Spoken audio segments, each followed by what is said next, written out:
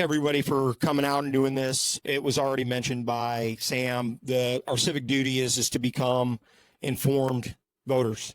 And the birth of Chasing Freedom Virginia stems from what I felt was obstacles that were put into place in the way of many candidates to have their message heard in 2019, 2020 timeframe. There were many really, really amazing candidates, and we didn't get to hear them all. And so I started Chasing Freedom Virginia to try and build coalitions of people around 13 value statements that would then go out and actually do a deep vetting of the candidates, not on what they said they were going to do, but what they have actually done before they ran for a federal race. And so our criteria for vetting candidates is not what they say they're going to do. It's what they've already done. That to us proves their mettle. That proves what they're going to do when they get there, that they've already been living those values. So in that vein, what I want to do is I want to read our value statements. Members of Chasing Freedom Virginia, we believe that the Constitution is the law of the land. Our individual rights to life, liberty, and the pursuit of happiness, as enshrined in the Bill of Rights, serve to limit the government as intended by the founders. We believe that religious liberty is a cornerstone of our Constitution and must be protected as an inalienable human right. We believe that the Second Amendment serves to protect the people against domestic and foreign oppression and must be protected as an inalienable human right. We believe that all citizens, in order to realize their fullest potential, are entitled to equal rights, equal justice, equal opportunity, not equal outcomes. We believe that the family is the most essential and most empowering organization in our shared human existence. We believe that all life is precious and must be protected. We believe the free enterprise system is the most productive supplier of human needs and economic justice, and that fiscal responsibility and budgetary restraint must be exercised by all levels of government. We believe that peace is preserved through a strong national defense. We believe that government transparency is essential to maintain trust and faith with the people. And finally, we believe our history and the associated memoria serve as guideposts in our journey as a nation, to serve as reminders of our shared sacrifices and as warnings to future generations. Chasing Freedom Virginia, we think of these as American values, not even conservative values, but we think of them as American values. And we pride ourselves on not only asking Republicans, but asking Democrats as well to fill out our survey, share us their feelings on these shared values. How do they view them? How do they live those values? And then we publish those as written by every single candidate that fills out the survey. No editing, no editorializing, no criticism. We publish exactly what the candidates say their beliefs are and what they've done in the pursuit and in pursuit of those beliefs, because we want the American people, we want Virginians to know who they're voting for before they go and vote in the primary. Because another thing I realized was it's not the general race that's the most important. It's the primary race. And that's how the parties have kept us divided and weak as a people, because they can control who wins the nomination. So Chasing Freedom Virginia is about getting the message of the candidates out to the voters and letting the voters decide who they want as their primary candidate, who they want as their nominee, and which candidate shares their values. Now, the interesting realization I had as we were doing this was that I started realizing we were becoming a voter guide for every single candidate in the federal races. So it didn't matter whether you were a Republican or a Democrat. You could go to this website and you could find the candidate that fit your values, because all of it was right there on one website, Chasing Freedom Virginia. And we've been incredibly successful over the last several years, raising awareness about voters that would otherwise not get their message out. And tonight we have every year that I've done this, and this is, I guess, our third series of federal races. Every year I'm amazed at the quality of the candidates. I'm truly blown away by the devotion, the courage, because it takes a lot of courage to put your name on a ballot, even to try to get your name on a ballot, to make a lot of sacrifices for your family. You sacrifice your career in a lot of ways. There's a lot of sacrifices involved in just putting yourself forward as a potential candidate. But then to not be able to be heard because there's all these headwinds. Okay. And so Chasing Freedom Virginia is about knocking those headwinds down so that we can hear from the candidates themselves what they believe. And you're going to find tonight, we've held 3 forums already. We held a 7th Congressional District Forum on the economy and immigration. We held a 10th Congressional District Forum because these are the ones that had the most candidates in them. We felt we were going to get the biggest audience that way. And we held a U.S. Senate Forum on immigration and the economy. And those are available on YouTube. You can go look at those. But tonight, what we have is this is not a forum. This is a roundtable. And not all the candidates have heard this yet. The intent here tonight is that our guest moderator, former Secretary of Defense Chris Miller, is essentially serving as the executive, and they have to convince the executive that their policies are the right policies for the country. So when we're asking these questions, we're looking at answers that are persuasive, and he's hard to convince, I've heard, but that are persuasive, because that's really what we need. Is we need persuasive leadership that's going to guide our country into the future. And it can't just be campaign slogans, and it can't be stump speeches, and it can't be campaign consultants telling you, say this at this time with this audience.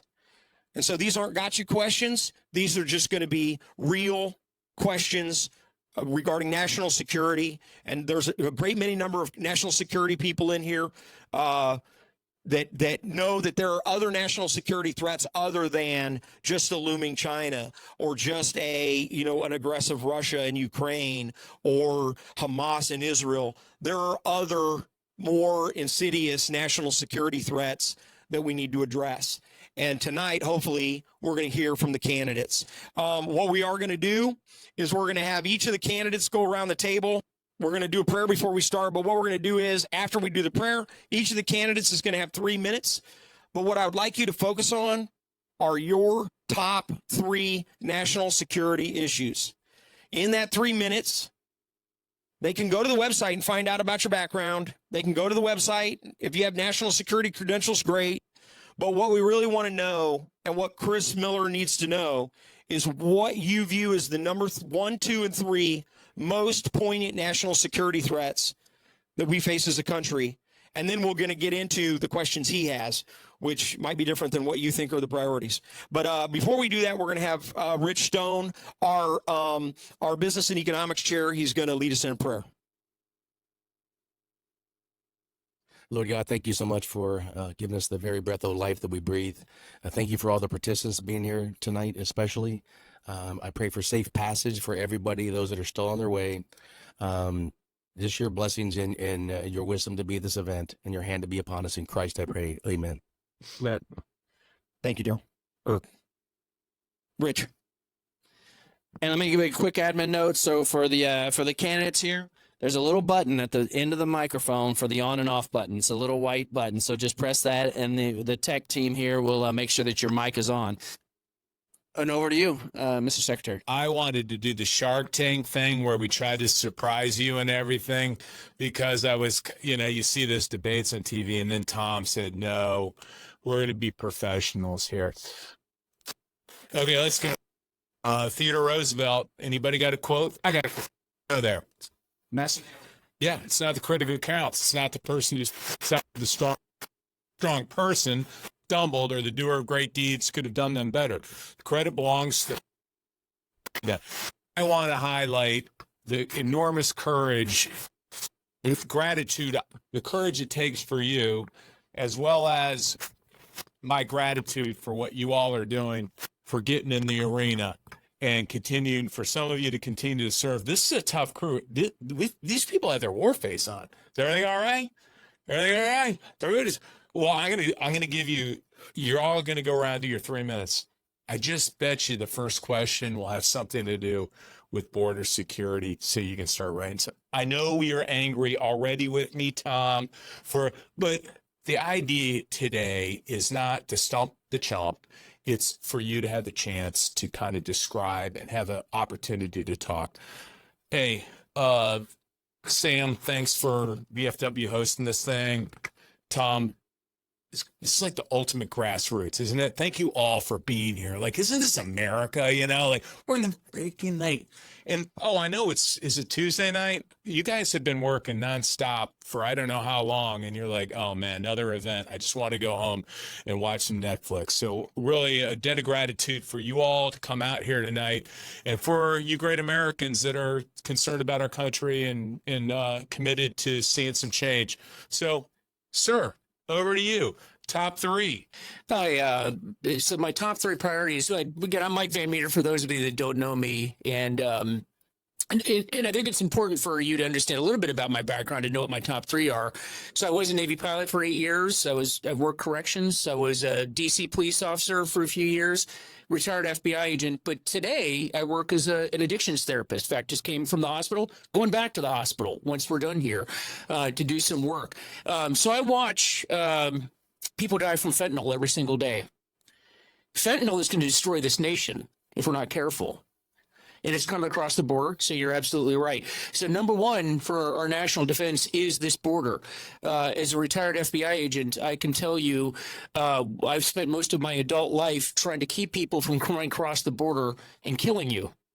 Now we're inviting people to come across the border. It's amazing to me. But along with that, drugs, human trafficking, terrorists, military-age people coming across the border, and it's got to stop. We're going to pay dearly for this because of the lack of the leadership that we have at the White House and my opponent, who's not here tonight. Okay, so it's going to be the border. It's going to be the recruitment. We have about 1% or less of the American population serves in the military today. That's a problem. All of our branches have recruitment issues right now. We are not ready. The world is about ready to get set on fire. Unless you've been living under a rock, it's very apparent. And we are not ready. I don't care what anybody tells you. We're not ready for that.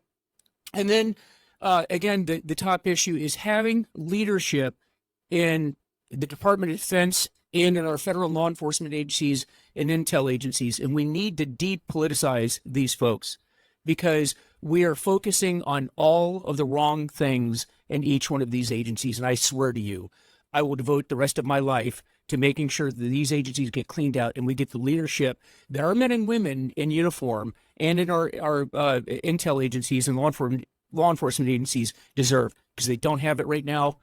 I was there. It is lacking, and that's why I'm running. Thank you.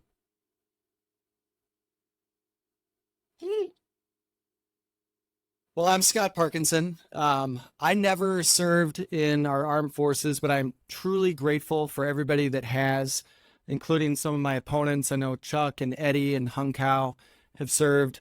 It's just something I never did, but I'm truly grateful for the patriotism of everybody here in the room that has done that. You know, when you think about just three issues, it's hard to limit it to that, but I'll tell you, the first one that really comes to mind for me is something that might surprise you. It's actually our national debt, because I think that economic security is national security. And right now, our national debt is at $34.5 trillion. And we know that the net interest payments exceed our entire national defense budget. So when you think about the investments that we need to make down in Hampton Roads with our Navy in Norfolk, when you think about our Air Force necessities, when you think about the things that the enlisted personnel need, it comes down to, can we afford it? And when we just have deficit spending, ultimately, that is leading to a system that's going to lead to financial collapse. And when we have a wrecked economy, it's going to destroy our national security. So that's the first issue that I would bring up. Number two, I want to make sure that we are confronting any terrorism. And that means working very, very much with the synergies among our intelligence agencies and the Congress in the United States Senate.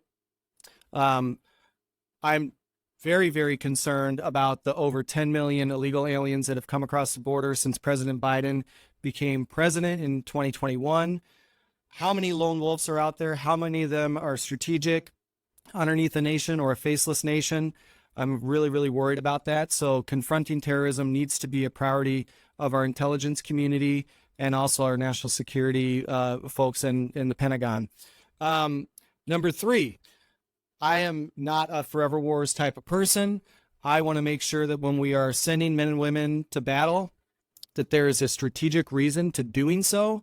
And that also means that we need to avoid World War III at all costs. I'm really, really concerned about the alliance that Russia and China are creating, and how the war in Ukraine is really serving as a proxy, and what everybody is doing and watching that.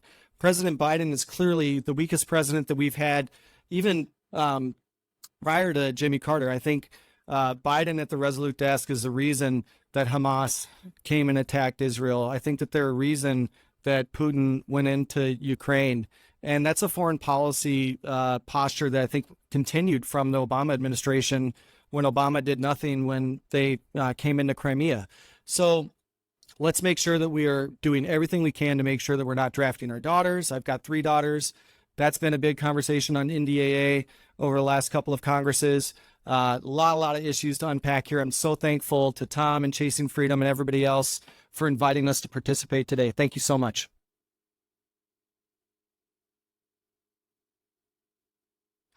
Good evening, everybody. My name is Eddie Garcia. I'm also running for the U.S. Senate. Just a background on myself, so you know who I am and where I'm coming from as we get into the conversation. I'm originally from a small country town in South Texas. I enlisted when I was 17 years old. I joined the Army at 17 while I was still in high school. I was enlisted for 10 years. I became an officer through the service. I was an officer for 12 years. I served 6 times to combat, 3 to Iraq, 3 to Afghanistan. I jumped out of airplanes for about 16 years. I spent a lot of time in the special operations community. I finished my career in the Pentagon, working with the House and the Senate on federal policies for our veterans, for our national security, for Gold Star families. And when it comes to national security, I also have a different kind of take on it. I think that domestic policy is also foreign policy. I think the biggest problem, biggest threat we have in our nation right now is we have a Washington, D.C., and its leaders and the bureaucrats that run all of our agencies, to include the Department of Defense, being further disconnected from the working people across this nation. And it's politicized these executive agencies into a point where I think that we need drastic change, which means we need leadership. I spent my entire adult life serving this nation to turn around, and I had no idea I was going to run for office 2.5 years ago. But after the 22 elections and what we've seen in this administration and what we saw in our the lack of our performance as a Republican Party in 2022, I decided after a lot of prayer and looking at the landscape, if we could do this. Should we do this? Can we do this? I believe that it's possible. I believe that America is the greatest nation on earth, and people who want to serve it, people who are willing to step up and fight for it, that can articulate the issues that we care about. And those issues that I care about, first and foremost, is securing this border. We have to secure the border. President Trump asked for a 1,300-mile border wall 7 years ago. Congress, to include the Democrats, wouldn't give it to him. Since then, we've seen people pour across the border. We've seen a humanitarian crisis. We've seen massive deaths through fentanyl and in these inner cities. Another crisis that we have right now is recruiting and retention. I believe that's because not only of what's going on in the service, but it's also how we treat our veterans. I was a member of the Northern Virginia Veterans Association as I was transitioning out, helping veterans right here in Northern Virginia. I think that we do our veterans a disservice. We need to find better health services for them. We need to increase the VA system. We need to make sure that we get veterans off the streets and into homes. And we can do that. And if we don't, we're going to continue to have a service that is struggling to retain and recruit people. And so all these things coupled with the China, coupled with Iran, and coupled with the threats internationally through Venezuela and a lot of the smuggling that's coming up through our southern border, those are my big issues when it comes to national security. And so I hope I get a chance to address them all with you.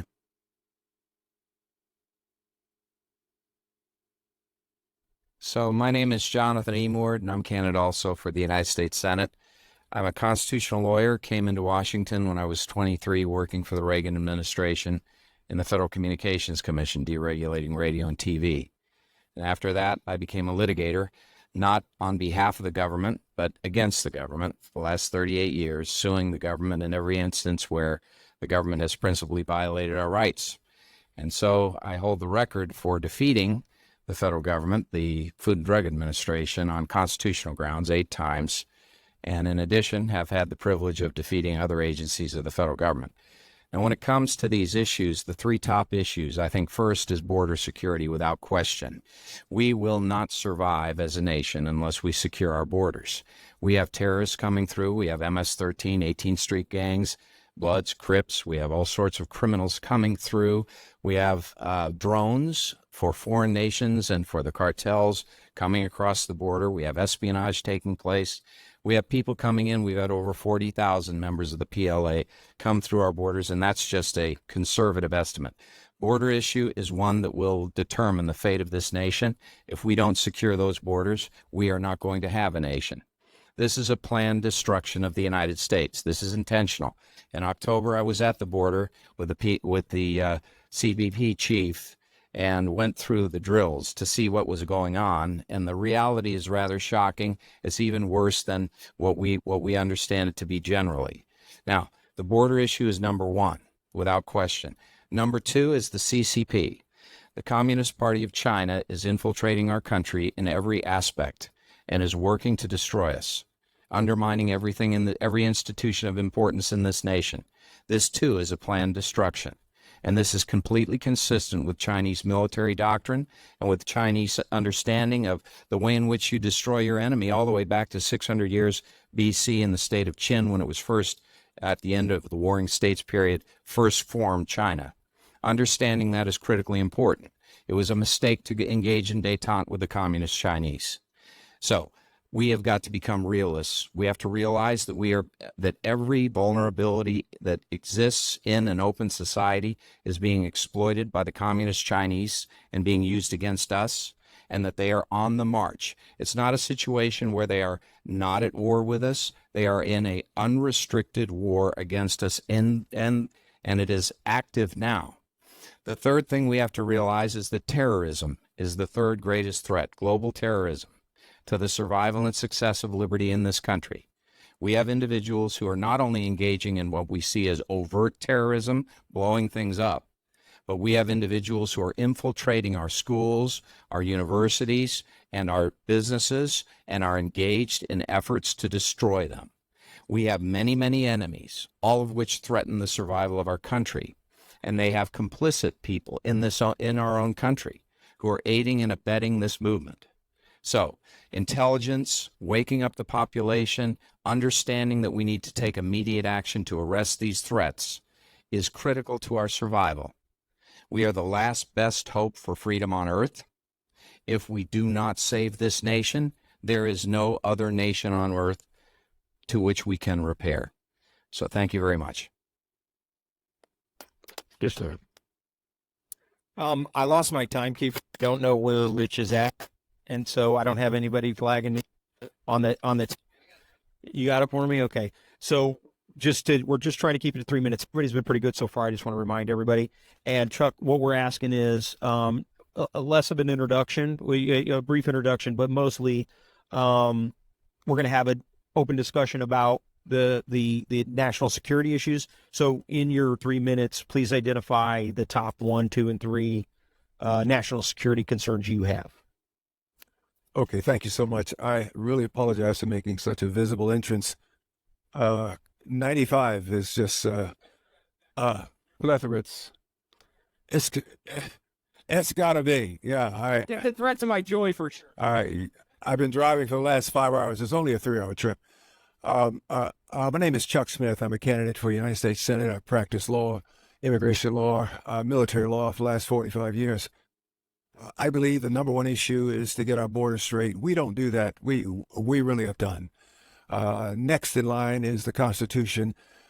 We see what's happening around the country. We don't get that fixed. I think we're done. People are trying to take the Constitution and make it somehow as a comic book. We need to reinforce the fact that the First Amendment, Second Amendment, Fourth, Fifth, Sixth, all of them, they mean exactly what they say. And, our Constitution just doesn't apply when everything is going fine. Our Constitution applies always. We don't have the right to freedom of speech only when things are going well. We have the right to freedom of speech at all times, the right to bear arms at all times. We have the right to be free from unreasonable searches and seizures at all times. And then when you skip down to the Ninth Amendment, it says exactly what it should say. And that is the attempt to define, our founders' attempts to define constitutional rights for us, did not remove away from those rights that are retained by us, those rights given by God. Exactly what it says. And of course, the 10th Amendment, which rolls into play and specifically says that all power not specifically given to the federal government, nor prohibited by it to the states, belongs to the states, to the people. I think the Democrats have lost their minds by going over that. We need to get our country back. We need to get these things in order. As your United States Senator, I will bring to bear all of the experience that I have. I will bring to bear all the knowledge I have, all the talents that I have, because I think it's going to take someone like that in order to beat Tim Kaine. Our job is a tremendous one. I heard someone speak, Bob Good speak the other day on the very same thing. It's refreshing to hear a non-lawyer talk about the importance of the Constitution. The Constitution, I believe, is quintessentially important. I'll say this in the end, but think about this. We can lose our border in every line across our border right now, and the Democrats, the government will still pretend to run. We lose the Constitution. There is no basis for government at all. None whatsoever. And so I think those two issues are line in line. I intend to stand by those issues, stand up for you, stand up for Americans, and to get our country back. Thank you.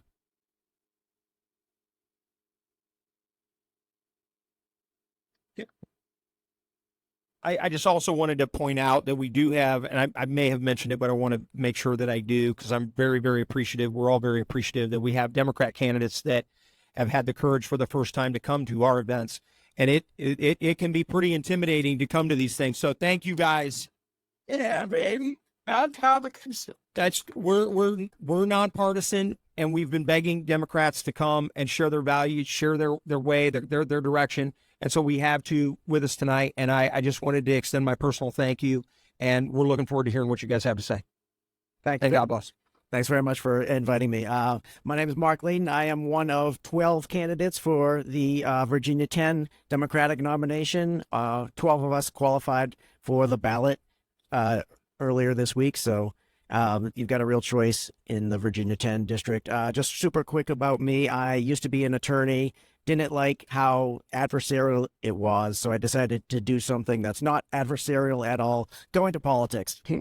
I'm a librarian. I have not ever been elected to anything except student council president when I was in high school, but my slogan is let's get things done, because I'm trying to work out deals. I want to solve problems instead of just arguing about stuff all the time, and that's why I really appreciated Tom's invitation, because I saw that he is talking about working together as Americans, and I think that's really wonderful. I've got a lot of Republicans in my immediate family, so I don't hate Republicans. I get why.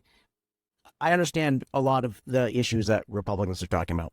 So to talk about the national security, the first, I would say China. In 1996-97, I spent a school year teaching English in China. That was when it had just started opening up. They had just started, you didn't have to use a separate kind of currency if you were a foreigner.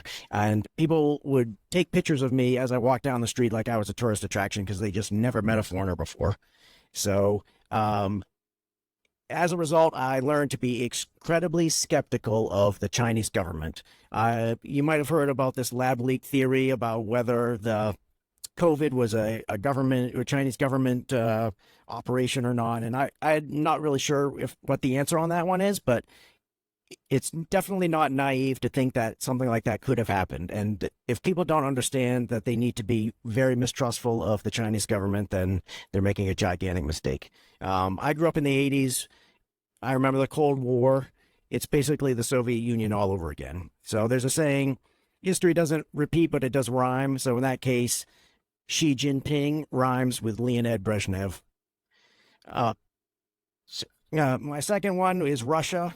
I think they made a big mistake in the 90s when they expanded NATO. We had a very pro-Western Russian leader at the time, but still they expanded NATO, and they gave a lot of credit to this notion that I don't believe, that America just wants to domineer other countries. But unfortunately, that's what happened, and Vladimir Putin is obviously no Democrat at all. But because of what we did, I think we missed an opportunity to settle the conflict that's ended up exploding in 2014 with Crimea, and now with a war in Ukraine. But I think we need to stand up to Russia, because they obviously have some very bad intentions. And then the third one is the war in Gaza. There's three players here. There's Israel, there's Hamas, and then there's the Palestinian people. And I think we're missing an opportunity to reach out to the Palestinians and separate them from the dictatorial government that they've got in terms of Hamas. You know, people talk about the ceasefire, no ceasefire. Well, I want to have a ceasefire against the Palestinian people, but I don't want to have any ceasefire against Hamas. So those are my three issues. Thanks. This is coming from a Marine. No way I'm getting this microphone without introducing myself. I'm John Myers, retired Marine Corps officer. I served for 28 years as an intelligence officer at every level, from tactical through strategic. Some highlights: I was a mission planner for the rescue of Captain Scott O'Grady from behind enemy lines in Bosnia in the 90s. I then became a counter-narcotics analyst, where my team was responsible for the largest bust of cocaine in U.S. history at the time, which was 11 metric tons. It's been blown out of the water by now. I'm also an Iraq veteran. I wrote the intelligence after action for the U.S. Marine Corps for the invasion phase of the war. Later in my career, I was the Marine responsible for the Marine forces off the coast of Africa during the Benghazi situation on the Fort McHenry, that I was ordered to make a plan to send them in to reinforce the embassy and secure the consulate site, but we were denied permission to do so, which I'm sure many of you have heard about. And then when I retired from the Marine Corps, I was on the Joint Staff as Director of Regional Intelligence for the chairman in the J5. And in that capacity, I contributed to the National Defense Strategy for China, and also counter Russian and Chinese exercise assessments for Africa, as well as the Baltics and Scandinavia. So I have a whole lot of national security experience at the highest level. And as a Marine, I also enjoy crayons as a snack. But it's not easy to get the microphone eighth in line, because a lot of the threats that you identify have already been talked about, people. But obviously, border security is national security, and the number one duty, fiduciary duty of the President, Commander-in-Chief of the United States, and I also throw the Congress and the judicial in there, is to provide for the common defense of the American people. And right now, they are not providing for the common defense of the American people. We are all at risk if we have an uncontrolled border and we don't know who's coming across. And the numbers have already been thrown out in terms of how many bad actors have crossed the border that we don't even know about. And we saw recently what happened in Russia at the theater there, and those terrorists came across the Russian border. So you can see what can happen. Secondly, in my opinion, one of the greatest threats facing the United States is a lack of tactical focus on what the actual military threats to the United States are. We make up political ideas about what threats are: white nationalism, extremism in the ranks. I served as a Marine for 28 years. If I had briefed that on the Joint Staff to the chairman or the J5 back in 2020, that white nationalism was a threat, they would have laughed me out of the room and removed me from my assignment. It wasn't even discussed. When it started being discussed, it was complete news to me that such a thing even existed. So focusing on real threats. The real threat to the United States strategic threat is China. Number one threat. People like to talk about Russia. Russia is a threat to Europe. They don't have the capacity to invade Western Europe. They don't have the numbers. They don't have the equipment. They don't have the training. They don't have the ability to do it. We need to counter Russia in unison with our European partners, co-measure it with their efforts, but we can't bankroll the whole thing. And then finally, the biggest threat, in my opinion, is the disintegration of our armed forces through mismanagement internally from the top levels down. We need to depoliticize the military. We need to get them focused back on their tactical proficiencies. I don't know about you, but it seems like a military aircraft is falling out of the sky every month. And I truly believe that that's due to a lack of focus on tactical proficiency because they're focusing on other things. Personal example, my last 7 years in the Marine Corps, I did hundreds and hundreds of online hours of training for different social issues or workplace issues. The number of times I went to the range to fire my weapon was... I think you're a little over the 3 minute shot. Okay. I don't mean to be rude or cut you off. Go ahead. That was actually and finish your... It was actually my last sentence. That was actually my last sentence. So, Great. Good evening, everybody. Thank you, Tom. Thank you, Chasing Freedom, Virginia, and former Secretary Chris Miller for doing this for us. And thanks for inviting me here on this platform. I'm Manga Anantatmula. I'm running for congressional candidate to be from the 10th Congressional District in Virginia. This is an open race, and this is our time to take that district back. And to tell a little bit about me, I'm a fighter. I'm a fighter for my freedom, and that's what I have been doing for the last 10 years, fighting for my constitutional rights, fighting for the equality, fighting for whatever we read in that pledge today. That's all I have been fighting for, and I've been the only key person who got overturned the affirmative action in the U.S. Supreme Court. And I've not given up my fight, and my fight still goes on until we have cleaned up a lot of things in our borders, a lot of national security issues that we face today. The first most important national threat that we are facing is our borders. May it be physical borders or may it be technological and space. We are at war. We are at war with China on the space. We are at war with China at technological warfare.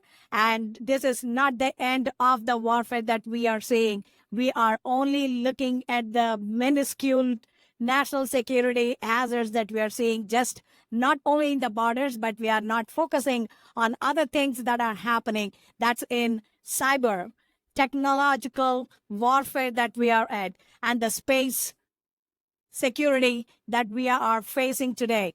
There are so many threats facing us, and all these are just not causing us agony as Americans. It is breaking our backbone, that is our economy. U.S. needs to get out of all the foreign wars.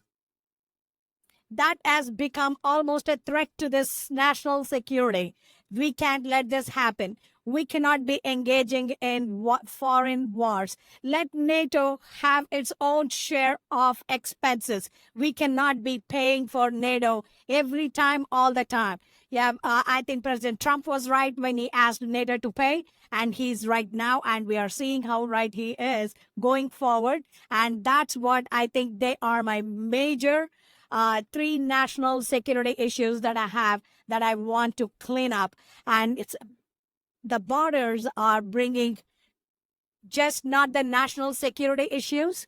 They are safety and order issues for Americans.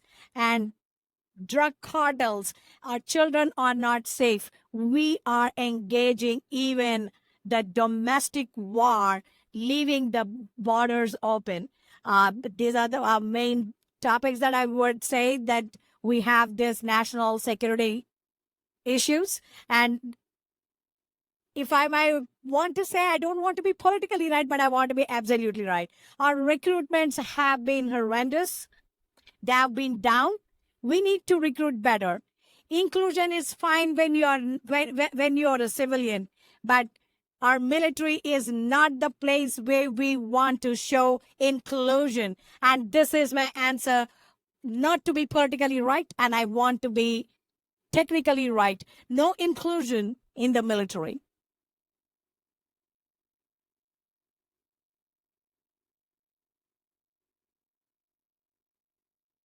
Good evening, everyone, and thanks for coming here to hear us speak. My name's Cliff Heinzer. I'm running in Virginia 7th, and I'm an Army veteran. Any Army veterans out there? Oh, I don't... What? Hey, I live in a neighborhood that's mainly Marines, so it's good. I always... But I know you're wrong. Roger that. But let me talk about the three key challenges I see facing us in our national security right now. And the number one is our military industrial base. We have to remember that throughout the 20th century, our strength, our ability to defend this nation and to prosecute wars successfully overseas had to do with our strength, the strength of our economy. The problem is now, when we look at our ability to produce the systems we need, and we compare that, for example, to most likely peer competitor China, think of how many ships we could float in a year. Think of how many ships the Chinese could float in a year. Think of how many aircraft they could put in the air. Think of how many tanks, small arms, whatever it is, the industrial capacity would put us in the same position now as we put Japan in during World War II. So we have to renew our ability to produce the implements of war in order to have an effective deterrent. The other thing we have to do is we have to update our systems. I mean, let's look I'm going to take the Army out. I won't pick on the Marines. I'm going to point to the Army. The tanks that we had, the M1, right? It's been updated. But it's the same vehicle that we had when I graduated college. Yeah, it was that long ago. If you look at all of the Army Bake 5 systems, we're still trying to replace them. Finally, just this year, just last month, for the first time, we got a replacement for the rifle that the infantrymen carry that I wouldn't be familiar with. When we think about our strategic deterrent, how old are the Minuteman III sitting in the silos, guys? Those were put in when I was in junior high, and those are the more recent versions. When we think about our Air Force, we're renewing production of F-15s because we can't get the F-22 line restarted at a cost that we could possibly accept. We have to get systems that will work on the modern battlefield, and we should be picking up the lessons that we see from Ukraine, because a lot of the vestige systems may not survive in a more IT-intense environment where we have autonomous systems out there, and we're seeing it every day in Ukraine. Last but not least, and I know that some of my colleagues have mentioned this, manpower. All of our services, with little extra credit to the Marines, are really struggling right now. And it isn't purely an issue of compensation. I wish it were that simple, but it's not. We've got to find a way to make serving the nation as attractive to the generation coming in as it was for many of us in the room. And until we do that, our manpower shortage, the lack of updated systems, and our inability to produce the implements that we may need, and that we're seeing it in the headlines every day, right? Shortage of artillery shells. What happened to the nation that could, in a space of months, convert auto factories to producing tanks to overwhelm this? That's over 3 minutes. Thank you, Cliff. Okay. Thank you so much. I'm sure we'll get a chance to talk about the orders more. Tom, how's it going? Are we think this is going well, or you think we should audible and just Shark Tank it? You want to stick with the plan? You want to stay with the plan? I will stay with the plan. I just want to do Shark Tank, but that's not fair. Virginia. And in defense contracts in the United States, $62 billion. So you all are going to pretty involved in the armed services stuff. Here's what I'm thinking. We have an hour. We have 3 questions we're going to ask. Each question, 3 candidates will get 5 minutes, and then we'll open it up for the rest of you for 5 minutes. Did that make any sense at all? I don't know if that made any sense. Use that one? Do you think it's probably operator, me, or I? I or me? I think I should. All right. Don't get involved in English discussions with the librarian.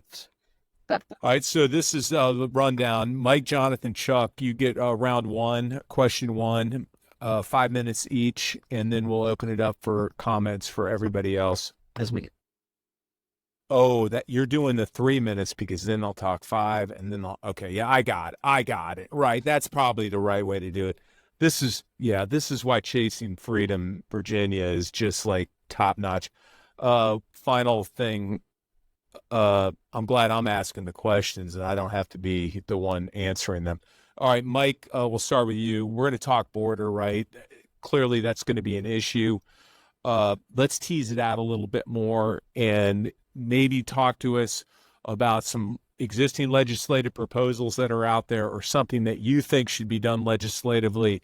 And item 2, for Mike, Jonathan, and Chuck, Mike, you're going to start off, is kind of role of the United States military, National Guard, and our active duty, their role that you could probably project working on the border. Over to you, sir. All right. So talk about the border, and I'm glad that's the topic because President Trump has already said that that's on day one. Day one, we're shutting down this border. Got it? That's what we're doing. We have to do that because, as it was mentioned here earlier, without a border, we don't have a country. There's not a nation on earth that would run the border the way that we are running the border right now. When it comes to legislation, we actually don't need any more legislation. Do you realize that really when you're talking about any legislation, whether it's gun laws or immigration laws, things like that, we have statutes on the books.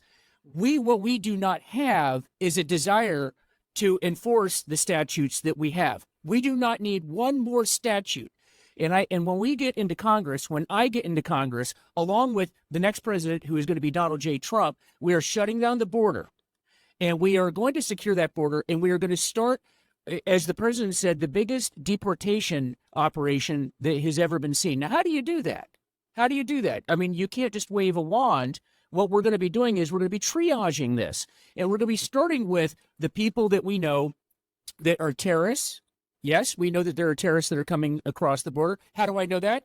I worked in the Joint Terrorism Task Force. I was in the FBI for 21 years. If you knew what was walking around here unsupervised, it would scare the living hell out of you. It is.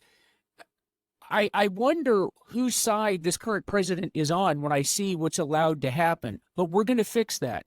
And we are going to get the terrorists out. We're going to get the criminals out of the United States. We are going to get the human traffickers out of the United States. We're going to get the people that are a danger to the United States first. Then we're going to work from there. And we have to. It's a humanitarian issue. It's a national security issue. I work in a detox unit at a major hospital here in Northern Virginia. I look at the people that are dying from fentanyl every single day. Week after week, we have more and more illegals that come into our unit, which we take care of because that's the moral and ethical thing to do. But every single woman, listen to what I'm telling you, every single woman that comes into our unit, and many of the men too, have been sexually molested multiple times. It's a humanitarian effort. Now, we have to do something about that. Now, when you were talking about the use of the military, I believe that was another question that you had. Absolutely, we should use the military to secure our border because it's a national security issue. We cannot use the military against U.S. citizens, of course. We can't do that. But we're not talking about American citizens here. We have to secure the border. Texas, as you know, under Governor Abbott, tried to use his resources. And we had a president of the United States, listen to this, actually fighting against the governor, trying to do his job. His primary responsibility is the protection of the people of the state of Texas, and our own government fought against that. But we will use the reserves, the Guard, and our active duty military to secure our borders. That's our number one priority. Thank you. Well, look, the border crisis can be solved with 3 steps, and these are things that I will introduce as legislation to enable it to happen. Yes, we need to complete border wall construction, but that's insufficient. Border wall in and of itself is not sufficient. I went to the border in October, and it's very clear to me that they can get through the border wall or under it or over it. And so as a consequence, that's not enough, but it is a helpful deterrent. The second thing we need to do is block grants to the border states to enable them to hire sufficient National Guard and police to police the border. And they have the greatest interest in doing so. Of course, one border state does not have an interest in doing it because the governor of that state doesn't have an interest in doing it, and that's California, and it's Newsom. And so we're going to have to do something there with the National Guard from the president. But the point is we need to secure that with National Guard. Now, that's not enough in and of itself. There's a third thing that needs to be done. We need to amend the asylum laws to make it impossible, legally impossible, for anyone to enter the United States and seek asylum. If you wish to seek asylum, you should have to do so through the United States Embassy in your country of origin or in an adjacent country, United States Embassy, but not in the United States. And we need an enforcement mechanism for that, which is this, that if you enter the United States and seek asylum, you will be prohibited from being an American citizen and you'll be subject to immediate deportation, but you'll be permanently prohibited from becoming an American citizen. And then in addition to that, we need to have some enforcement mechanisms to get rid of people here who are here illegally. This is unfair to the American citizen, but this is unfair to the American citizen particularly who came here legally from a foreign nation and immigrated to the United States legally. Their rights need to be protected, and that's why we need to deport those who are here illegally. We also need to do that to uphold the rule of law. We need to have a system that does not have a two-tiered system of citizenship in which certain individuals are allowed to be here illegally and other individuals are required to meet the requirements for citizenship. And more importantly than anything else is to recognize the reality of allowing people here without vetting them. We have individuals here who do not pledge allegiance to the United States, who still have their allegiance to a foreign nation. We have individuals here who don't understand our Constitution because they've not been asked to do what is necessary to understand it. And we have individuals here who do not understand the rule of law. And so they have no problem with violating the law because they've been invited illegally into the country. All right, there's a lot to be done there. But one additional point I want to make is that if we don't solve this problem, if we don't do these things, this really does spell the end of our country. And recognize that in a bigger picture, this is a planned destruction. This is what George Soros wanted to happen, an open border situation where foreign nationals would invade the United States. Last but not least, we need to interdict the cartels, and that's where we're going to have to use special forces. We're going to have to interdict the cartels because they're both here in the United States operating and they're overseas. Thank you. I could. No offense to my Army buddies, but I think if we put a Marine at the border or Marines at the border, I think all of our problems go away. No. On a serious side, we don't need more laws. We simply need to enforce the laws that we've got. We have a law for every single violation right now that's happening at the border. Talk about California. There is no provision under the United States Constitution to give people who are illegal in the United States driver's license. Number one, the federal government has plenary authority over all immigration, except, as I agree with Texas, when the federal government is not acting. Texas has an obligation, as does every single governor, to enforce the laws that protect its citizens. I'm always asked the question, if you have an overrun of anything, for example, if you have an overrun in the bathtub for the water running and the stopper plugged in, what do you do? Do you unplug the plug or you turn the water off? The answer is you do both. We must halt every single aspect of immigration in this country until we get our borders fixed. We've got to stop providing incentives to people to come into the United States. How is it that people are allowed to work? How is it that people are allowed to get jobs? People are allowed to drive cars? People are allowed to act like they are United States citizens when they're illegal? We need to get that back. So you might think, as the United States Senator, I'm going to propose legislation to deal with our problems. No, I'm going to suggest that we enforce the laws that we already have. When I went to the border in 2020, while I was running for office for Attorney General, and then when I went again in 2024, you would see gaping holes. There was no intent to keep people out. You see holes right near homes. You'd see cuts in the fence, actual cuts through the fence. No intent to patch those up, no intent to keep people out. We have to get our country back. And I think the gentleman at the end is correct. Until we do that, none of our problems are going to go away. We have to enforce our Constitution, as I've stated earlier. But we can enforce our border. We have the laws to do that. We have the tools to do that. The fact is, we have people. And listen, the comment I made earlier about we've got to get, Democrats under control. We have Republicans who are not doing their job. We have plenty of those. We've got to get the message out that we will defend this country and we will do whatever it takes, including putting military in defense of the United States at our borders. 5 minutes left, lightning round. Who did you say we should call out? Give you the mic, sir. All right. No, we definitely want to hear from Cliff and Mark on this issue. We have about 20 minutes set aside for each of these questions. So we've used up about 10 of it so far. But the intent here is for you to have a persuasive discussion with the secretary to try and convince the American people that your policies are the right policies. So we're going to open it up, but I want to turn it over. We'll turn it over first to Cliff for a few minutes, and then we'll hear from Mark, and then we'll open it up to everybody else to also chime in. Thank you. So I think we can all agree that we've seen enough of the chaos at our southern border.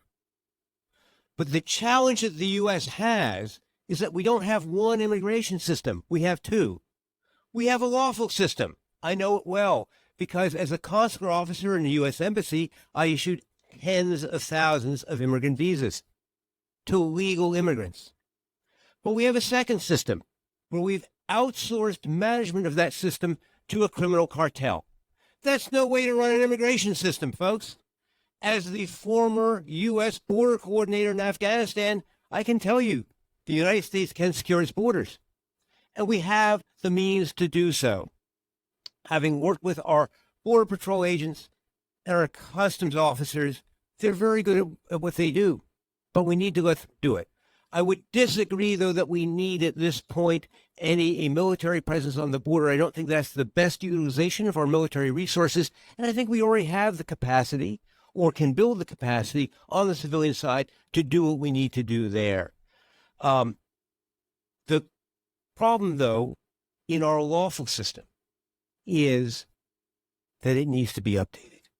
Because today, if you are trying to come to the U.S., let's say you're the brother or sister of a recently naturalized U.S. citizen, you're going to wait for 15 years before you ever get to see someone in an interview window. That also doesn't work. It isn't really meeting the needs of employers in the U.S. who do need, in some cases, skills that we're getting from overseas.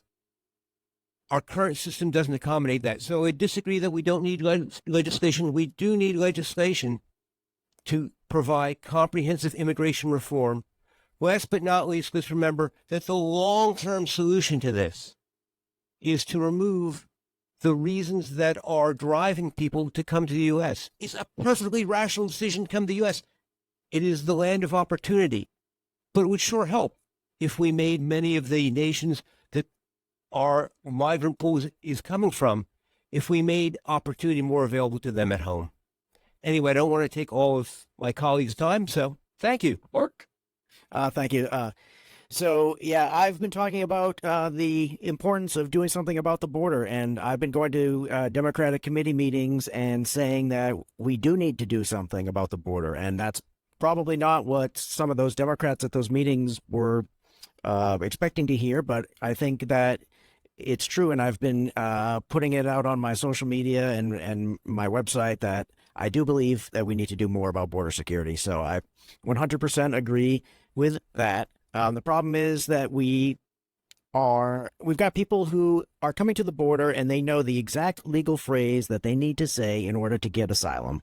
And what we think are political migrants are actually just economic migrants because they're moving to, as Cliff said, they want to come to the land of opportunity And America is obviously the best country in the world, and that's where they want to go. So we've got people who are flying from Africa to Central America and then walking to the border for that. So I think we need to move away from letting everybody in the country, just because they're saying the exact right phrase. We obviously need to have more screening and not allow people to game the system, which is what they're doing.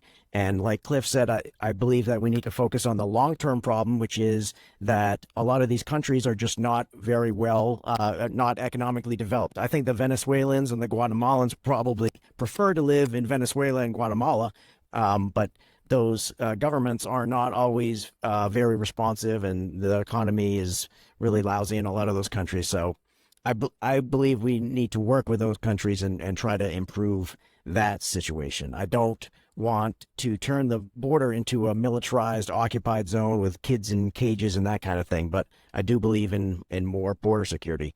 The long-term problem is that we've sort of been talking out of both sides of our mouth on this issue. We say, don't come here. If you come here, you're breaking the law.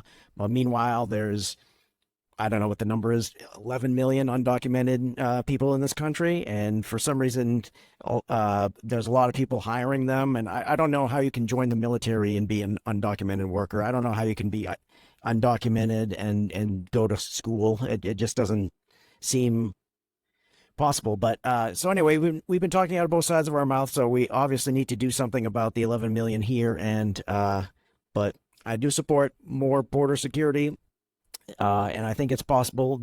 In recent years, the lowest number of border crossings was under President Obama, so I think we can get back to that.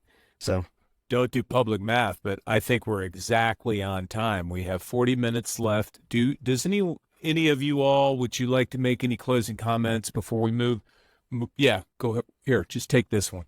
With respect to my friend Cliff, been working around Washington for 18 years, and the code, comprehensive immigration reform, is code for a path to citizenship and amnesty. And we can't reward people that the first thing that they do is break our rule of law. Chuck is right. We have laws on the books. I also agree a lot with what Jonathan said.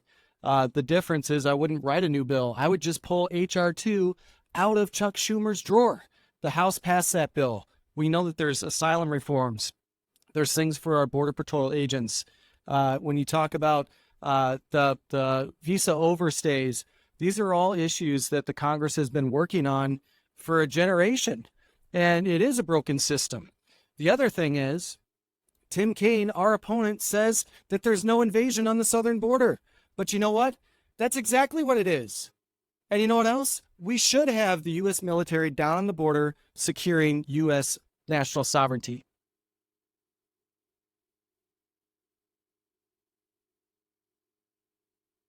Yeah, first I want to thank all these folks who care enough about the border to visit it. I would tell you I'm the son of South Texas. I had to grow up with that border, and I've looked at it for my entire lifetime.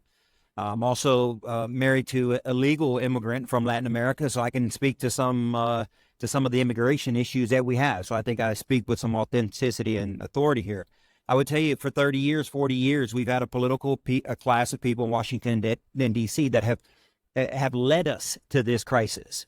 Let's not mistake, this is not a Republican or Democrat crisis. This is a Washington, D.C. bureaucratic cabal of people that have lived up here, that have worked up here for 10, 12, 18, 30 years, that have created this thing. It's time to solve it. And we can solve it, one, by funding the border wall that President Trump asked for 7 years ago. Second thing we need to do is we need to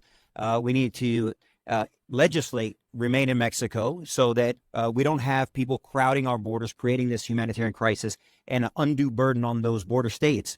The third thing we can do is we need to triple the amount of asylum judges so that we can reduce this backlog from 5 or 6 years that's currently going on right now to as quick as possible. So we can turn the people who do not qualify for asylum back to their home country of origin. And the ones that do, we can have a path for them to remain in asylum. But we can do these things. It's going to take Congress. It's going to take people that are new to D.C., that haven't been a part of this system, that aren't paid by special interests, that aren't funded by outside PACs. It's going to take people who actually come from us, not at us, to solve these problems.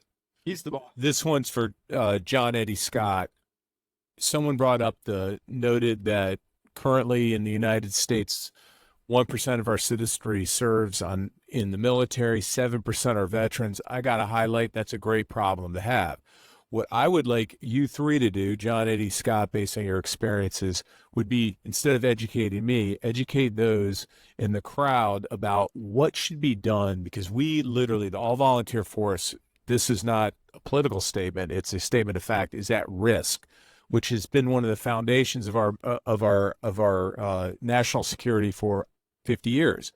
What should be done specifically in your mind? Help educate us about what should be done to rejuvenate sets of service and what we should do to solidify the all-volunteer force. Or maybe it's time for a change. Over to you. First John, then Eddie, then Scott. Okay, thank you very much for that question. So as a Marine who served proudly for 28 years, I can tell you with authority, there's a lot of theories as to why recruitment is down. Everything from the fitness of the young people today to them not being interested in the military. I can tell you from personal experience, one of the top reasons is parents telling their children not to join the military. I'm a 28-year Marine Corps veteran of Iraq and the Bosnian conflict. I'm one of the retired veterans that evacuated Afghanistan. Fiercely proud of my country and the military, and I have refused to allow my son to consider the military. And the reason is because foreign wars started by politicians. I don't want my son dying for a needless cause created by a politician. What I spoke about earlier with the loss of tactical proficiency in the military, I feel like my son's life will be at risk just by joining, not just from going to combat, but just by training in the military with the lack of tactical focus they have right now. I think there's a lot of things we can do to get young people more interested in the military. The first is to professionalize them. Young people like to see, pardon the term, they like to see the cool stuff that the military does. They don't want to hear that the military is a social bed of experimentation where they have to undergo a bunch of training. They want to, I'm a Marine. As a Marine, I liked to break stuff. And when to convince people to join the Marines, you have to convince them that they're going to be doing Marine stuff. And we've gotten away from that. Personally, I would propose that veterans who serve honorably should get and some portion of a tax break for every year of honorable service. So I think if somebody does 4 years in the military and is discharged honorably, they should get some sort of tax break from federal taxes for the rest of their life. And I think that alone would drive recruitment up to a great extent. Well, I would say that if you go back a couple of years, what you see is that the Obama administration made a concerted effort to remove recruiters from the southeast of the United States and repositioning them in the Northwest. And what we've seen as a result of that over years, because nothing happens right away, it's second and third order effects, that the recruits have been dwindling ever since. That was the first implementation of the DEI initiative that we see. It wanted to get a certain group of populations out of the force and a different certain group of the population into the force. So we have to reverse those. We have to, I would, to John's point right there, I think we need to also increase standards. I spent 22 years of my life. The reason I went to airborne schools is because they wore a cool beret and they were supposed to be something special. So I became a paratrooper for 16 years.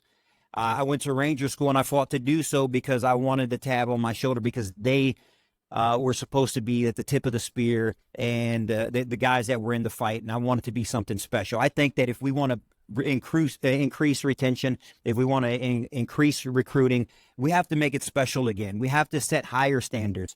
Men and women don't want to be average and ordinary, and not, at least not any kid that I know. And I got 2 young girls right now.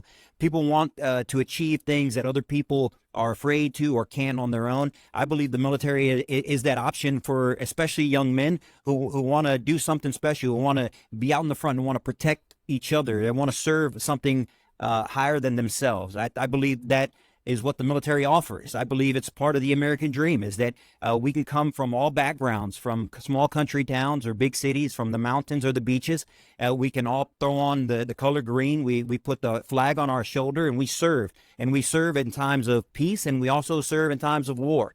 And after that service, we should be taken care of by government and politicians who have our service at the top of their minds. And so I would take it one step further than John, though. And I've said this on the campaign trail. I believe that military retirement should be federally tax-free. The governor here in Virginia is working that path at the state level. I think we should, I believe that all retirements, to include military retirement, should be eliminated. Taxes should be eliminated from that, because you served, you put your time and effort, and once you did that honorably, you retired. The government shouldn't have to come in and take their percentage right off the top of it. We can take care of our troops in service by not overtaxing them, not using them as a police force around the world. Then when we do serve and exit, the transition process should be there. We should have jobs and opportunity that are designed for them.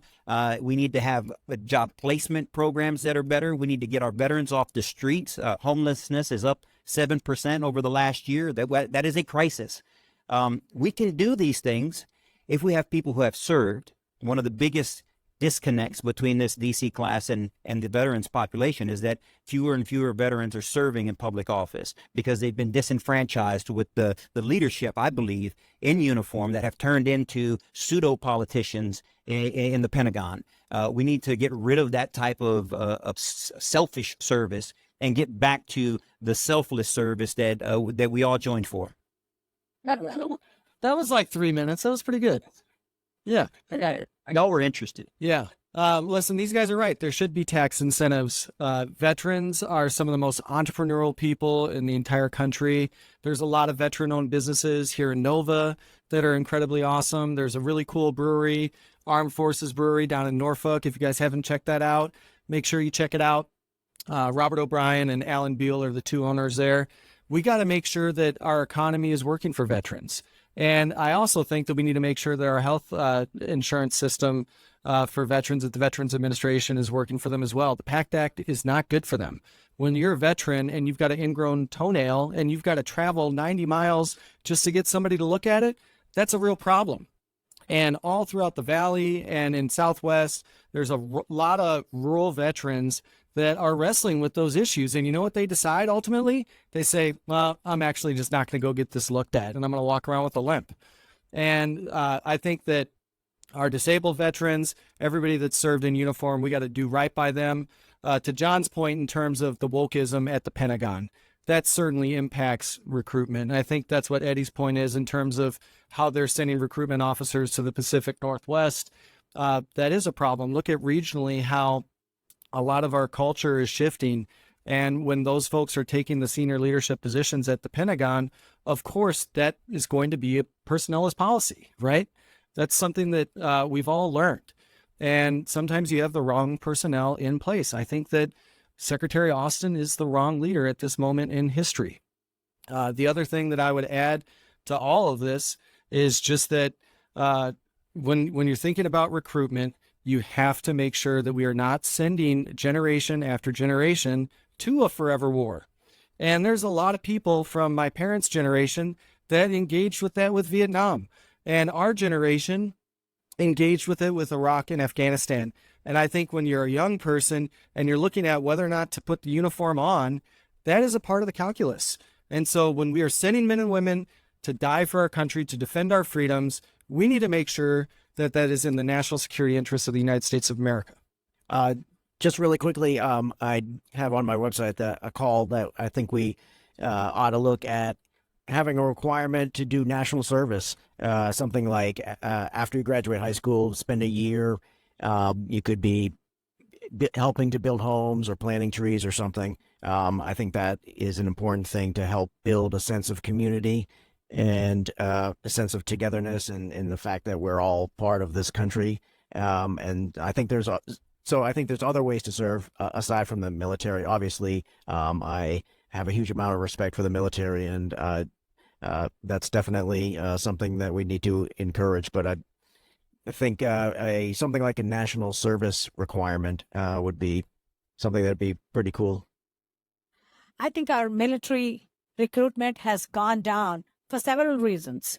Number one, people don't feel the patriotism anymore.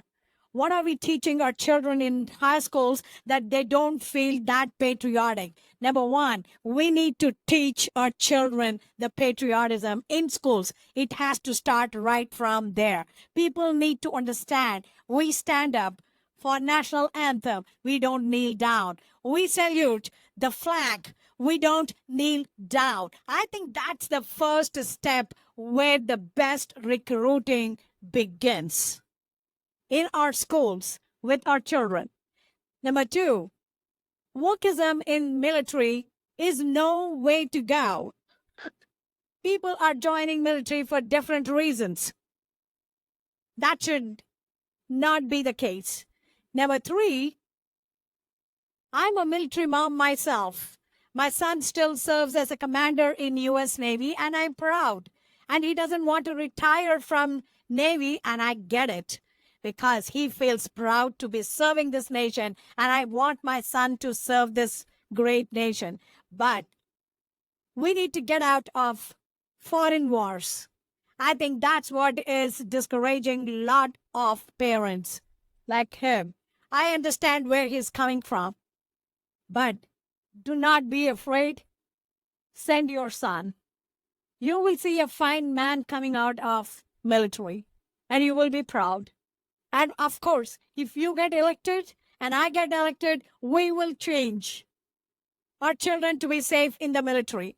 But not sending our children to military is not the solution. Encouraging them, and we as adults doing a right thing to encourage them in schools, out of the way they are coming out of the schools, patriotic, is important. Let them learn the Constitution.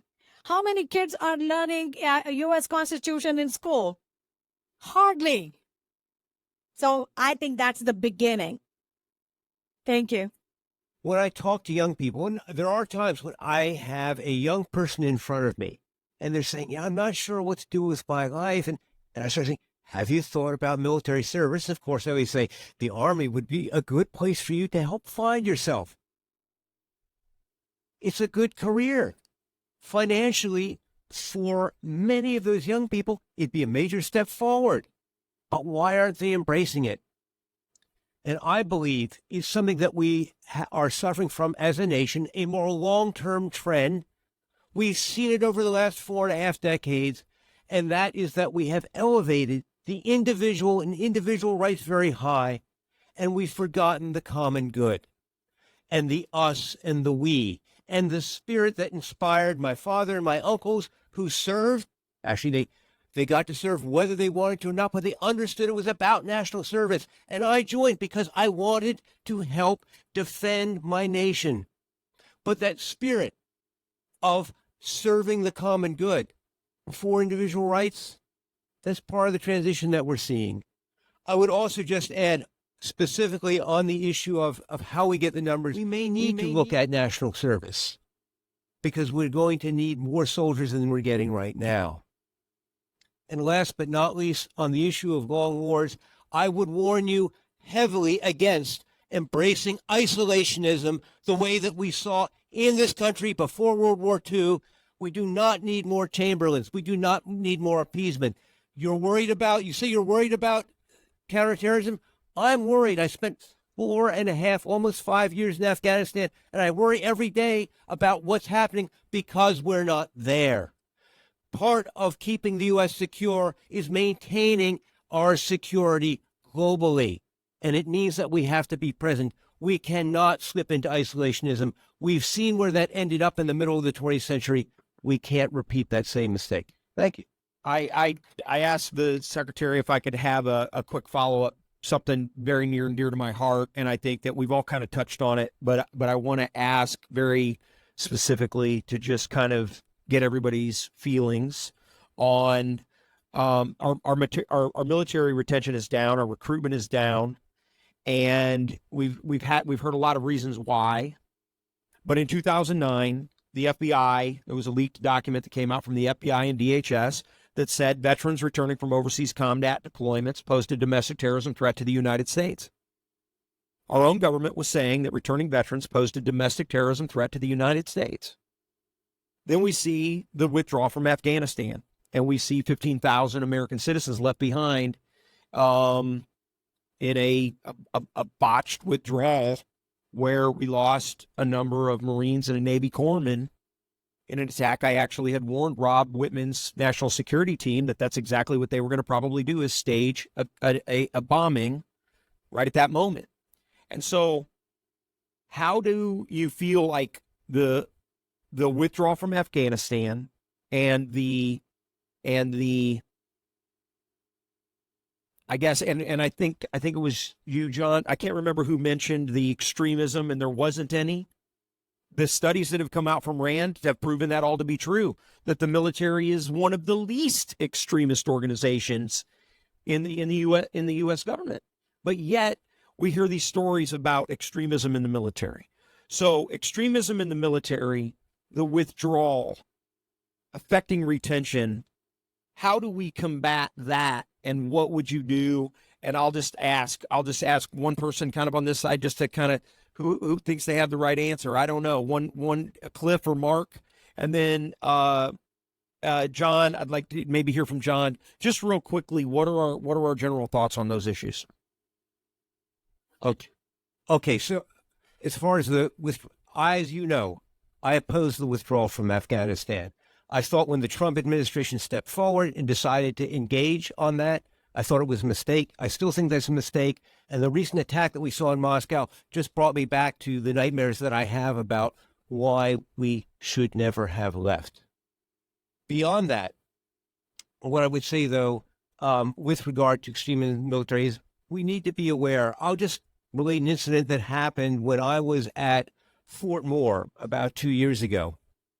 And this was at the height of the COVID crisis. And we all had to deal with the general order saying we had to do this and we couldn't do that. And I was shocked to see something that I had never seen when I was in uniform, which is I saw field grade officers ignoring a general order.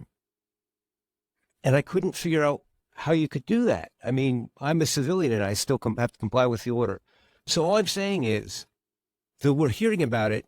What I personally experienced at Fort Moore did leave some questions in my mind as to whether or not politics was starting to impact the way that service members did or did not adhere to and I was totally taken off guard on that because it never would have happened in my day. So, subject near and dear to my heart. First of all, on extremism, I think I've already addressed that. In my experience, 28 years, I never witnessed that. And as Chuck can attest, there's no black Marines and there's no white Marines. We're all green.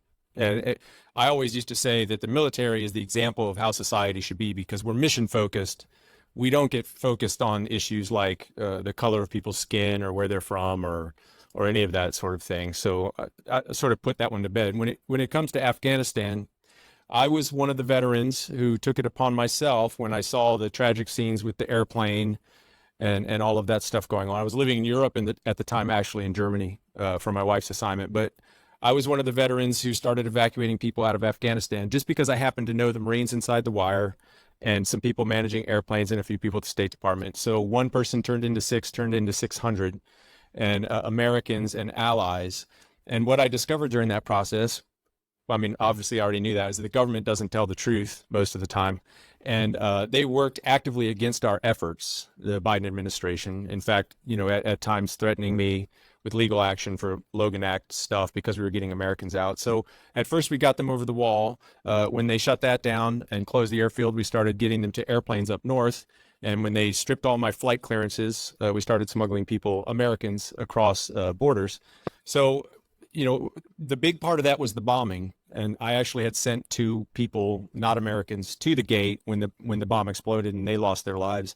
And the impact it had on Marines across the board to feel like a Marine general abandoned them and the bombing happened and Marines died for what was basically just a political statement to get the troops out of Afghanistan at a certain time period so there could be a claim of success is just another factor in what I was talking about earlier with the military not being as popular as it was because people see it as a tool and they see it as a political tool that gets used and cost American lives. So until we increase professionalism, until we get, we're using the forces for strategic reasons and not political reasons, I think we'll continue to have that problem. Well, I'm not at all surprised that there is a recruitment shortage and for some 40 to 50,000 undermanned, except in the Marines. I'm not surprised because you have to have a president who has your back. You have to have a nation that is committed to giving you the weapon systems that you need to perform. And you also need a system that will respect you by not putting you in the position of having a president of the United States who you simply cannot tell from day to day whether or not he has competence sufficient to do anything other than appease the enemies of the United States. That's a lot of this. We have patriotic people in this country, young people who want to serve their country, but they have a president of the United States that they can't trust, a commander-in-chief they can't trust. They have a military, they've witnessed what he did in Afghanistan, the ignominious retreat from Afghanistan, and leaving the civilians behind. They don't want to be put in that position. They also don't want to have a president who doesn't have their back and allows 13 servicemen to be killed because he's not doing the basic things necessary to defend the forces of the United States. They see the whole world in which we have all these attacks on American forces, and then we don't respond to those attacks with sufficient strength to eliminate those who are causing them. So they obviously lack the confidence in this system. And to change it requires introspection, not forcing people into it, not conscription, but introspection and asking ourselves, what's wrong with our commander-in-chief? Why don't we have a national policy that defends the interests of the United States? Until we do, we're not going to have patriotic people wanting to serve. Not only that, in addition, we have this extremism effort where anyone who's a conservative is basically deemed an extremist in the military. You have this whole woke agenda in the military. We should have a meritocracy operating in the military. The best and the brightest, regardless of race, regardless of national origin, those people who are in the military who do the best should be promoted and advanced. And we shouldn't have a race-based system of promotion and advancement or privilege.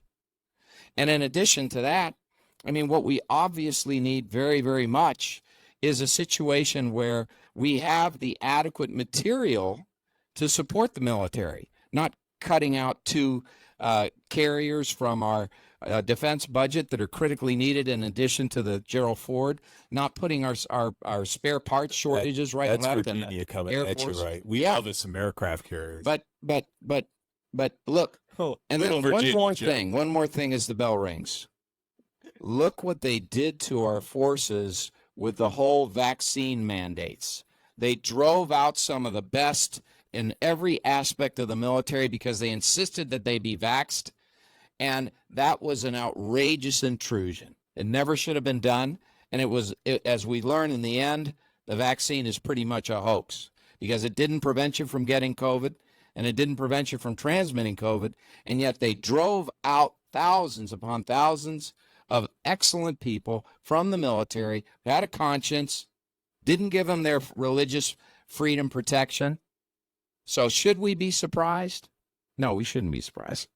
Look, we're going to go, Chuck, we're going to go on to the next question. We're going on to. We're going to go on to the next question. Let's get some insight from the crowd here. These people, they've been very, very patient. Do you guys have the energy for 15 more minutes? Yes. Hey, I'm still trying to be a decent leader and check how the troops are doing out there. They've sat very patiently. All right, there's a method to this madness. Manga, Cliff, and Mark. And we gotta get Chuck. What? Yeah, Chuck's. Yeah. So, all right. So check this one out. There's a method to my madness. We're going to talk energy policy as a national security issue, and you're wondering why in the heck did I get this question? I'll tell you why. Cliff, you talked about defense industrial base. Close enough. Economics. I know it's a little stretch, but what the heck? You can talk about anything. Manga, out of foreign wars. Some would argue since 1973, the energy crisis, energy's been the reason we've been doing all these all these interesting wars. And Mark, you talked about Gaza. I don't know, it's in the region, so that's why I put you in there. So what we want to talk about is like your ideas about energy policy and where we should be going as a country. If you want to kind of get in the defense industrial base as well, that's fine. But your thoughts about, what we should be thinking about regarding energy policy, you can talk green energy, whatever you want. You can start it off, please. Talking about energy policies, Democrats have been promoting all electric. I mean, today I just read a joke. I mean, if you want all electric, how about the borders and the barriers with electric? That's a different thing. Maybe that's a good start too. I mean, that's the best border security we may have. But with talking about the energy policies, it's good to have electric cars, but what is this driving all electric? We need to start drilling our own oil. I think that's the first thing that I want to see any change that this administration has been trying to push back on, trying to close drilling our own oil. I think energy policies, I think that's top of my list, having our own drilling. Okay, I think there are two pieces to the energy policy. The first piece is we have to understand the long-term trend is going to be toward renewables. And on that, the Chinese have really gained a jump on us. And we need to make sure that we close that gap because that's the future. But let's talk about the present and oil production. Last year, under President Biden, the U.S. pumped more petroleum out of the ground than any year it had previously. Full stop. We pumped more oil last year than any year we have previously pumped. We got more of it out of the ground. So the question is then, why aren't prices going down at the pump? And it has to do with the global market because oil prices are determined globally. So if you want cheap oil, which, by the way, China and India are enjoying right now, you source it from Russia and Iran, which we've sanctioned. But the U.S. has never produced as much oil as it is producing right now. And I find the entire argument that we need to pump more. How much more can we get out? The oil companies have all the permits they need. They have all they need. But they're making record profits, so why pump more when they can maximize their profit curve where they are? It's about money. It's not about not being able to pump oil out of the ground. It's about greed. It's about the money going to oil companies. Thank you. Being a politician, I've learned why politicians always speak in sound bites because they're always telling you you've got 3 minutes, you've got 2 minutes to speak. So if you don't memorize a few phrases before you get cut off, you're in big trouble. So I'll try to keep it to 3. I've got on my website, my energy policy is an all of the above energy policy. I believe that we need to transition away from fossil fuels and into renewables, clean energy, green energy. Obviously, it's not going to happen overnight. I've got a couple of specific things. One is that, as Cliff said, America gets more oil out of a well and does it more cleanly than any other country in the world. What if we went to some friendly countries such as Mexico or Nigeria, not one of these Middle East potentate places, and helped them get as much oil out of their wells and do it as cleanly as we do it? That would undercut OPEC and Saudi Arabia and Venezuela, and it would reduce the emissions. They're going to pump that oil anyway. We can help them do it in a more clean way and get more oil out of their well and get more oil onto the marketplace. Another thing is we need to grow our the green side of our economy, of our energy production. For whatever reason, China right now is beating us when it comes to production of EV vehicles. So we need to catch up with them. And I believe that we need to subsidize them. The consumers aren't ready to adopt EVs at the moment. They prefer hybrids. So I think it's going to be a while before we get mass adoption of electric vehicles, but we can do more to subsidize things like hybrids, and then of course there's also wind and solar. The price of solar panels has dropped dramatically. It's a high up cost front to install them onto your house, but over the long term it saves a lot of money. So if we encourage more of this stuff and grow the green side of the economy while we transition away from the fossil fuels, it helps the climate. And it helps increase our energy independence from some of these global bad actors. Thank you, Mark. and Chuck, and then Eddie. Okay, I was beginning to feel like the black sheep over here. No pun intended. We have to, I think, focus on our values. If people want to take us back to the Stone Ages, yes, you could talk about renewables. But those are going to die out. I think Trump got it right. We need to stick with fossil fuels. If you're concerned about sustainable energy for the future, for our grandchildren, for our great-grandchildren, fossil fuels is the way to go. But then the question really is, isn't it, values? What is our value system? In fact, I think value systems would have been a perfect answer for the last series of questions, why people are not joining the military. Let's get back to what's important. Let's get back to our values. Let's get back to our freedoms. Let's get back to God. Let's teach our children about standing up for themselves. Listen, I deviate. I joined the Marine Corps at a time when people didn't go in the Marine Corps because I wanted to serve. Let's get back to that patriotism. I agree with you 100%. Let's teach people about what's good for this country, not what's good for their pocketbook necessarily. Those people who are focused on the dollar, focused on the money, they're not concerned about your grandchildren. What they're concerned about is how much money they can make. And I tell you, says it in the Bible, right? The love of money, the root of all evil. But I think it's a very fact. We have a lot of politicians who do nothing in office but make money for themselves. And I think if we're going to drive the energy question, we need to stop focusing on what's good for them and their colleagues and their cahoots, I would say, but what's good for the future of this country. And I think that's going to be in fossil fuels. Trump got it right, and I support him 100%. Will you allow me to make a question or a statement on the last question? I felt like I was left out of that last series of questions, talking about retention. I just want to say, I just want to say that we have to have a strong military, not a strong political organization. It's called the military. And to people who want their children to go in service or not to go in service, let me tell you, my son finished the Naval Academy, and when he got out, he had to make a choice, Marine Corps or the Navy. He came home one day and said, Dad, I don't know about the Marines. They're really intense.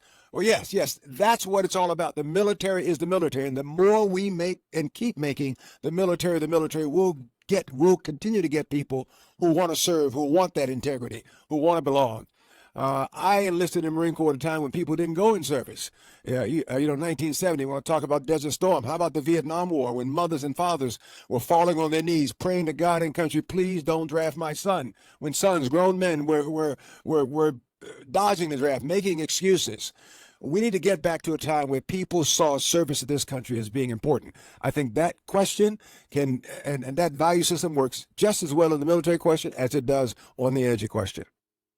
On the question of energy, on the energy policy, I believe in an all. I believe, and I have said numerous times on the campaign trail, that I believe in an all-American energy policy, an energy policy that focuses on renewables here in America, fossil fuels here in America, all of the above, to include drilling oil, natural gas, and the resources that we have to manage the need and the production that we need today. But we can't sacrifice the future for today, and we can't sacrifice today for the future. So we have to look forward. And I talk about a national nuclear energy plan, a lower 48 states interconnected nuclear energy grid. If you care about the environment, and I do, and many do, nuclear energy is the only path forward.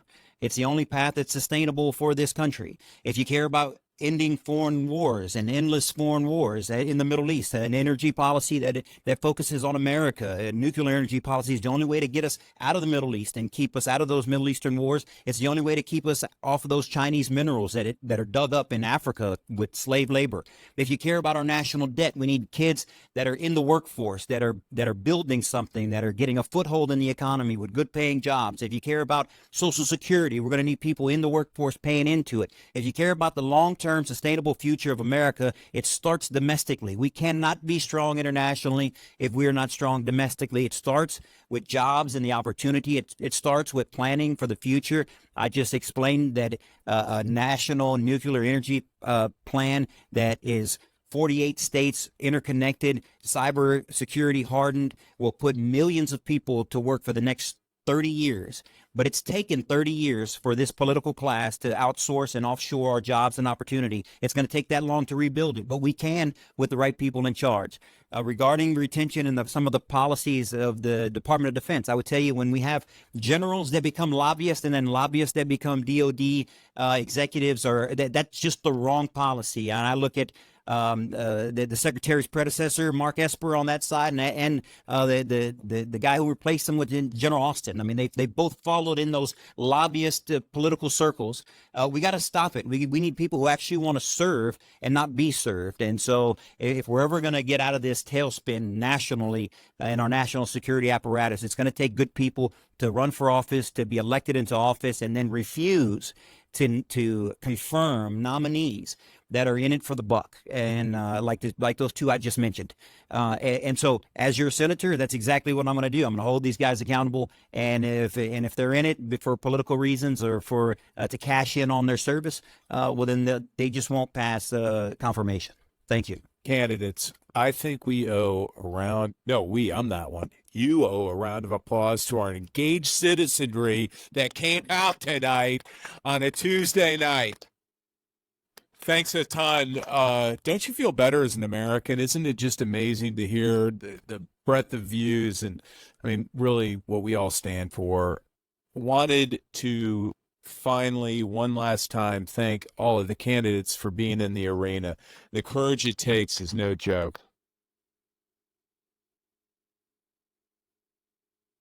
Tom, I think you got something here. This is the essence of America. This is how we were founded, and this local, grassroots-based, nonpartisan.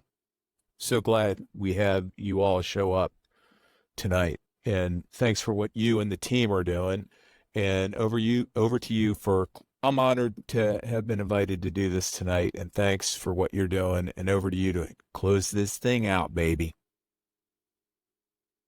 It's our honor, sir, for you to be here to help moderate this and to bring the attention to these issues. We really appreciate you. We appreciate your lifelong service to the country and your continued service to the country.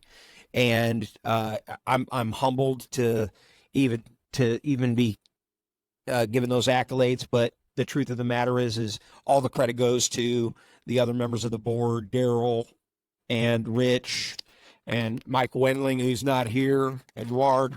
Thank you to the VFW for letting us hold it here.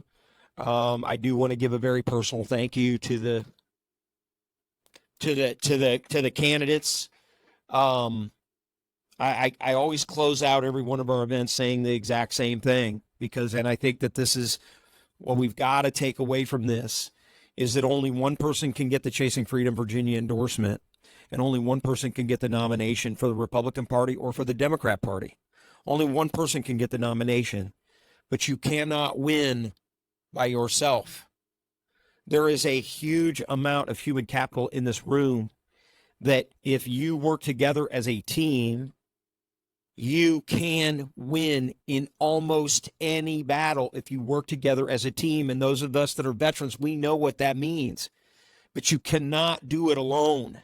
And all too often, people think they can do it alone. So what I actually ask you to do is to not just support the other candidates if you are defeated in the primary, but to actually go to work for them, spread their message, because I think if one thing has come out of this is that we find that our messages are far more similar than they are dissimilar. It's all about just the name, the person that's going to carry the weight of the vote for the citizens of Virginia to Washington, D.C., and to defend our values. And so I would ask that you all not just support each other, but to actually go to work for each other. And I want to especially thank everybody, as the secretary said, coming out on a Tuesday night. This is our 4th event this year. This is our last official event. We're going to be doing all of our voter guide will come out in the next few days. It will have every single candidate that made the ballot. If you have not filled out the survey, please do so. On the 19th, Chasing Freedom Virginia will release our vetting board results. And our vetting board results will rank and score sort of all of the candidates, both Republican and Democrat. And then we will do an endorsement vote, and the members will endorse a singular candidate for Senate and one for each of the 11 congressional races. And so please share that when you see that email. go to our website, sign up and get on our email list if you're not already on it, and share that voter guide. And we don't take donations. We don't take donations from the candidates.